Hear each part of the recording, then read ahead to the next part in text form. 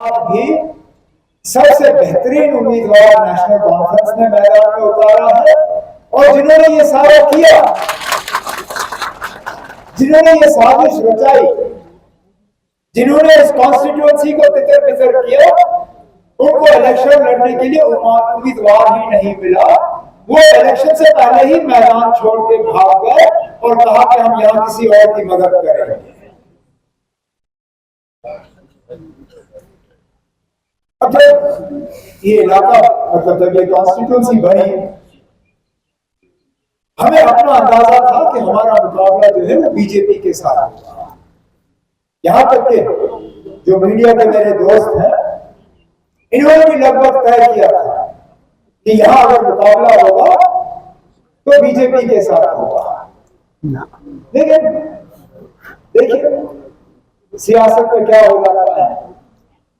इस इलेक्शन में अब हमारा मुकाबला बीजेपी के साथ नहीं है, हमारा मुकाबला उस सियासी तंजीम से है जिसको 2019 के बाद जनाब फारूक अब्दुल्ला साहब ने अपने स्टेज पे बिठा के उनको दोबारा एक आवाज दी, उनको सियासी स्पेस दी। इस बात के बावजूद कि मेरे साथी जो यहां बैठे हैं ये हमेशा शिकायत करते थे, ये आते थे फारूक साहब के पास, कहते ना मत चलाइए इन लोगों को, मत लाइए इन लोगों को अपने साथ, मत लीजिए तस्वीर ये पीडीपी वालों को और बाकियों को अपने साथ, इससे हमें फील्ड में नुकसान होगा।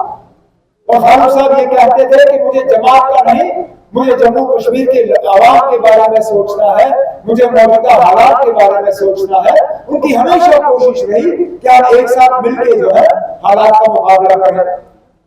अब हम इंडिया अलायंस में इलेक्शन लड़ रहे हैं। इंडिया अलायंस में कौन है? हम हैं, कांग्रेस है, बाकी पार्टियां हैं। अब यही कदम दवाब वाले जो है नेशनल कॉन्फ्रेंस की तरफ उंगली उठा के कहते हैं कि हम खुदगर्ज हैं। और खुदगर्जी किस तरह कि हमने तीनों सीटों से अपने उम्मीदवारों का ऐलान किया। ठीक, एक मिनट के लिए हम मान के चले कि नेशनल कॉन्फ्रेंस वाले खुदगर्ज निकले। कांग्रेस ने हमारे इस मियां साहब के इलेक्शन में हमारी मदद का ऐलान नहीं किया, खुल के किया। उनके लीडर खड़े थे वहां पर जब मियां साहब ने कागज भरे। क्या कांग्रेस भी खुदगर्ज है? यहाँ पे हमारे जो साबका एमएलए हैं मोहम्मद यूसुफ तारिगामी साहब सीपीएम के, उन्होंने भी खुल्ला ऐलान किया कि सबसे बेहतरीन उम्मीदवार मैदान में वो नेशनल कॉन्फ्रेंस के मियां अल्ताफ साहब है और उनकी तरफ से पूरा सपोर्ट जो है वो भी अल्ताफ साहब को जाएगा। तो क्या हम ये मान के चले कि तारिगामी साहब वो भी खुदगर्ज है?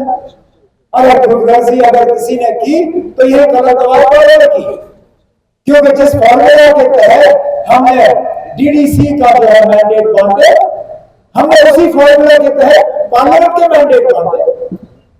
जब डीडीसी के मैंडेट बांटे गए नुकसान हमें हुआ, लेकिन वो नुकसान हमने बर्दाश्त किया। जब हमने डीडीसी के मैंडेट बांटे, मेरे साथी यहां बैठे ये गवाह है, हम फारूक साहब के पास गए, हमने कहा था डीडीसी के मैंडेट आप 2019 के पार्लियामेंट इलेक्शन के नतीजों के बुनियाद पर बांटो।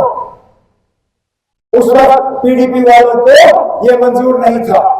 अगर 2019 के पार्लियामेंट नतीजों पे हम जाते, यहाँ पे मैंडेट का फैसला यहाँ पे इमरान नबी डाल साहब करते, बच्ची में अगर मैंडेट का फैसला करना होता ये हमारे शौकत गनाई साहब करते। अगर हमने नूराबाद में मैंडेट का फैसला करना होता सकीना यतू साहिबा वहां पर मैंडेट का फैसला करती। लेकिन पीडीपी ने कहा नहीं, आप डीडीसी का मुकाबला पार्लियामेंट के साथ नहीं कर सकते हो, आपको डीडीसी के मैंडेट जो है असेंबली नतीजों पर करना चाहिए। उन्होंने कहा कि डीडीसी के मैंडेट जो है वो 2014 के असेंबली इलेक्शन के बुनियाद पे होगा।